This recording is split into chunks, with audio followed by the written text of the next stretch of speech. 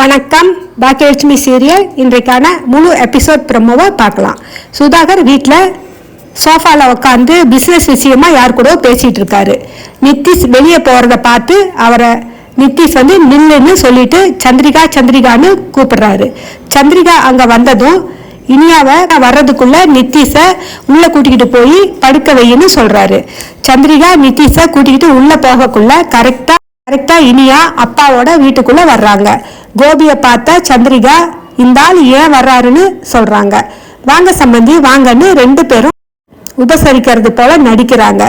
உட்காருங்க, tea coffee இல்லைன்னா dinner சாப்பிட்றீங்களான்னு கேட்குறாங்க சந்திரிகா. எதுவும் வேண்டாம்னு கோபி சொல்றாரு. கோபி நிதிஷை பார்த்து வணக்கம் மாப்பிள்ள அப்படின்னு விஷ் பண்றாரு. நிதிஷ் கோபமா முகத்தை வச்சுக்கிட்டு எந்த பதிலும் சொல்லாம விருன்னு உள்ள போயிடுறாரு. ஏன் மாப்பிள்ள எதுவும் பேசாம போறாருன்னு கோபி கவலையோட கேக்குறாரு.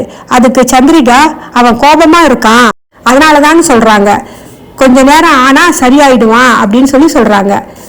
இனியாவை வெளியில கூட்டிக்கிட்டு போகலாம்னு காத்திருந்தான் அதான்னு சொல்றாங்க. வர லேட் ஆகும்னா கால் பண்ணி சொல்லி இருக்கலாம் இல்லையான்னு கேக்குறாங்க. நான் மெசேஜ் பண்ணேன்னு இனியா சொன்னதும் அவன் பார்த்திருக்க மாட்டான், எங்களுக்கு கால் பண்ணி சொல்லி இருக்கலாம் இல்லையா அப்படின்னு சுதாகர் சொல்றாரு. சம்பந்தி இனியாவுக்கு நாளைக்கு பர்த்டே, அதான் அவங்க அம்மா அவளை ஷாப்பிங் கூட்டிக்கிட்டு போனாங்க. சம்பந்தி உங்களுக்கு இனியாவுக்கு நாளைக்கு பர்த்டேன்னு தெரியுமான்னு கேட்குறாரு கோபி. எங்க மருமகளோட பர்த்டே என்னைக்குன்னு எங்களுக்கு தெரியாம போகுமா? ப்ரீ பர்த்டே செலிப்ரேட் பண்றதுக்காக இனியாவை வெளியே கூட்டிக்கிட்டு போக நினைச்சா நிதிஷ்.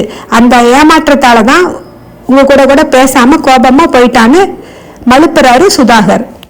நாளைக்கு வீட்டில் ஃப்ரெண்ட்ஸ் ரிலேட்டிவ்ஸோட ரொம்ப கிராண்டா இனியாவோட பர்த்டேயை செலிப்ரேட் பண்ண பிளான் பண்ணிக்கிட்டு இருக்கோம். சந்திரிகா இனியாவுக்காக ஸ்பெஷல் கிஃப்ட் ஒன்று வாங்கி வச்சிருக்கான்னு சொல்றாரு.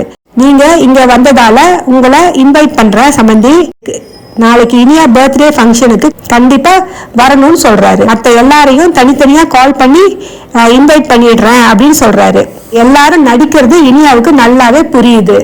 கோபி புறப்படுறாரு. இனியா அப்பாவோட வெளியே போய் சென்ட் ஆஃப் பண்றாங்க. அவங்க போனதும் சந்திரிகா சுதாகர் கிட்ட அவளுக்கு நாளைக்கு பர்த்டேன்னு உங்களுக்கு முதல்லயே தெரியுமான்னு கேக்குறாங்க. நான் எதுக்கு இவளோட பர்த்டே எல்லாம் ஞாபகத்துல வச்சிருக்கேன், எனக்கு வேற வேலையே இல்லை பாருன்னு சொல்றாரு.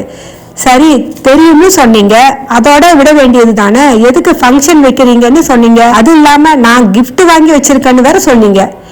நான் இப்ப கிஃப்ட் வேற வாங்கணும்னு சலிச்சுக்கிறாங்க. எல்லாமே உன் பையன் நித்திஷால தான். அவன் எப்படி பிஹேவ் பண்ணா கோபி கிட்டன்னு சொல்லிட்டு பையனை ஒழுங்கா பிஹேவ் பண்ண சொல்லு, இல்லைன்னா என்ன ஆகும்னு தெரியாது. இனியா அவனுக்கு கிடைச்சதே பெரிய விஷயம். அவங்க அப்பா கூட ரூடா பேசுறான். அவ கூட சந்தோஷமா வாழ்றத விட்டுவிட்டு அவ கூட சண்டை போடுறான். இந்த சம்பந்தத்தை முடிச்சுக்கிட்டு வேற பொண்ணு பார்க்கலாம்னு நினைச்சிருக்கியா? அது உன்னால முடியாததால தானே இனியாவை பேசி முடிச்சோம்னு சொல்றாரு. இனியா உள்ள வர்றாங்க. சுதாகர் ரொம்ப பாசமா இனியா அப்பாவை அனுப்பிச்சிட்டியாமான்னு சொல்லிட்டு அட்வான்ஸ் பர்த்டே விஷஸ்மான்னு சொல்றாரு. சரி ஷாப்பிங் போயிட்டு டயர்டா வந்திருப்ப, போய் தூங்குமான்னு சொல்றாரு. சரியும் பாக்கியாவும் கோயிலுக்கு இனியாவுக்காக அர்ச்சனை பண்றதுக்கு வந்திருக்காங்க. அர்ச்சனையெல்லாம் முடிச்சிட்டு கோயில்ல ஒரு பக்கமா உட்கார்ந்துருக்காங்க. இனியா அடுத்த வருஷம் ஒரு குழந்தையோட பர்த்டே செலிப்ரேட் பண்ணணும்னு சொன்னதும் அத்தை இனியாவை குழந்தை பெத்துக்க சொல்லி எந்த ப்ரெஷரும் கொடுக்க வேண்டாம், அவளுக்கு எப்ப குழந்தை பெத்துக்கணும்னு தோணுதோ அப்ப பெத்துக்கட்டும்னு சொல்றாங்க. பாக்கியாவோட ஃப்ரெண்டு அந்த வழியா போறாங்க. பாக்கியாவை பார்த்து பேசுறாங்க. ஈஸ்வரி கேக்குறாங்க, அந்த பொண்ணு லட்சணமா இருக்கா, இன்னும் கல்யாணம் ஆகலையான்னு. அதெப்படி அத்தை கண்டுபிடிச்சிங்கன்னு கேட்டதும் அதான் மெட்டி கழுத்துல தாலி இல்ல காலில் மெட்டி இல்லையேன்னு சொல்றாங்க ஈஸ்வரி. பொண்ணு நல்ல கம்பெனில நல்ல சம்பளத்துல வேலையில இருக்காங்க, நல்ல பொண்ணு கூட அப்படின்னு சொல்றாங்க. அதை எதுக்கு என்கிட்ட சொல்றேன்னு ஈஸ்வரி கேக்குறாங்க. அதான் அத்தை நீங்க தான் உங்க பையனுக்கு பொண்ணு பார்த்துக்கிட்டு இருக்கீங்களேன்னு சொன்னதும் அந்த பொண்ணு உன்னை போல வருவாளான்னு சொல்றாங்க. சுதாகர் ஈஸ்வரிக்கு கால் பண்ணி நாளைக்கு இனியாவோட பர்த்டே ஃபங்க்ஷன் வச்சிருக்கோம், கண்டிப்பா நீங்க வரணும்னு சொல்றாங்க. பாக்கியா பக்கத்துல இருந்ததால பாக்கியா கிட்ட போனை கொடுக்கறாங்க ஈஸ்வரி. சுதாகர் அழுத்தமா சம்பந்தின்னு பேசுறாரு. இனியா பர்த்டே ஃபங்க்ஷன் வந்துருங்க, கடையில வேலை இருக்குன்னு வராம இருந்துடாதீங்கன்னு சொல்றாரு. கண்டிப்பா வந்துருவேன்னு சொல்றாங்க பாக்கியா. சுதாகர் ஈஸ்வரி கிட்ட திரும்பவும் பேசுறாரு. அம்மா நீங்க வர்றதுக்கு வண்டி அனுப்பி வைக்கட்டான்னு கேட்குறாரு. நான் கோபியோட வந்துடுறேன்னு சொல்லிடுறாங்க ஈஸ்வரி. காலையில சுதாகர் சோஃபால உட்காந்துருக்காரு. நிதிஷும் சந்திரிகாவும் அங்க வந்து உட்காடுறாங்க. நிதிஷ் நேத்தைய அப்படி நடந்துகிட்டேன்னு சுதாகர் கேட்டதும் எப்படி நடந்துகிட்டேன்னு நிதிஷ் தெரியாத மாதிரி கேட்கிறாரு. இனியா அப்பா பேசின போது பதில் சொல்லாம உள்ள போயிட்டியேன்னு கேட்கிறாரு. எனக்கு பேச பிடிக்கல அதான் போயிட்டேன்னு சொல்றாரு நிதிஷ். நேத்து நடந்ததை ஏன் இன்னைக்கு பேசி அவனை டென்ஷன் பண்றீங்கன்னு சந்திரிகா கேட்கறாங்க. இன்னைக்கு இனியாவோட பர்த்டே விஷ் பண்ணினியான்னு கேட்குறாரு. நான் எதுக்கு விஷ் பண்ணணும்னு நிதிஷ் சொல்றாரு. அதான் அவங்க அம்மாவோட இட்லி கடையில அந்த ஆகாஷ் இருக்கான்ல அவன் விஷ் பண்ணுவான்னு சொல்றாங்க சந்திரிகா. இப்ப நான் இனியாவை கீழே வர சொல்லி சொல்றேன், நீங்க 2 பேரும் அவளுக்கு பர்த்டே விஷ் பண்ணுங்கன்னு சொல்லி சொல்றாரு. இனியான்னு கூப்பிட்டதும் இனியா ரெடியாகி ஆபீஸ்க்கு போறதுக்காக கீழே வர்றாங்க. எங்கம்மா புறப்பட்டுட்டேன்னு சொல்லி கேட்கிறாரு சுதாகர். ஆபீஸ்க்கு கிளம்பிட்டேங்க அங்கிள்னு சொல்லி சொல்றாங்க இனியா. இன்னைக்கு ஆபீஸ் போகணுமான்னு சுதாகர் கேட்கிறாரு. இன்னைக்கு லீவு போட முடியாது அங்கிள்னு சொல்லி சொல்றாங்க.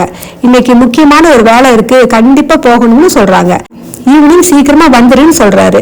சரிங்க அங்கிள்னு சொல்றாங்க Iniya. Sudhakar happy birthday wish பண்றாரு இனியாவுக்கு. அவங்களையும் விஷ் பண்ண சொல்லி கண்ணாலேயே ஜாட காட்டுறாரு. வேண்டா வெறுப்பா சந்திரிகா வந்து விஷ் பண்றாங்க.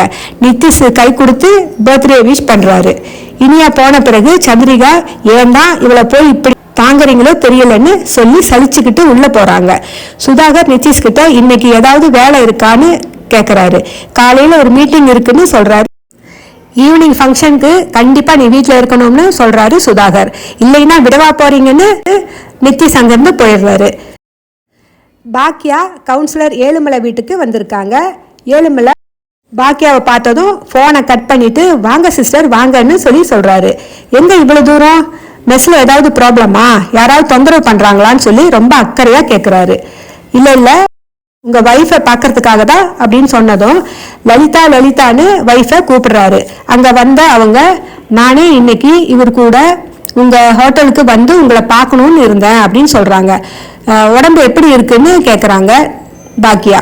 நல்லா இருக்கு, நான் மயக்கம் போட்டு விழுந்த போது ஆட்டோ பிடிச்சு என்னை ஹாஸ்பிட்டல்ல கொண்டாந்து சேர்த்து என்னை காப்பாத்தி இருக்கிறீங்க அப்படின்னு சொல்லி ரொம்ப நெகிழ்ச்சியா சொல்றாங்க.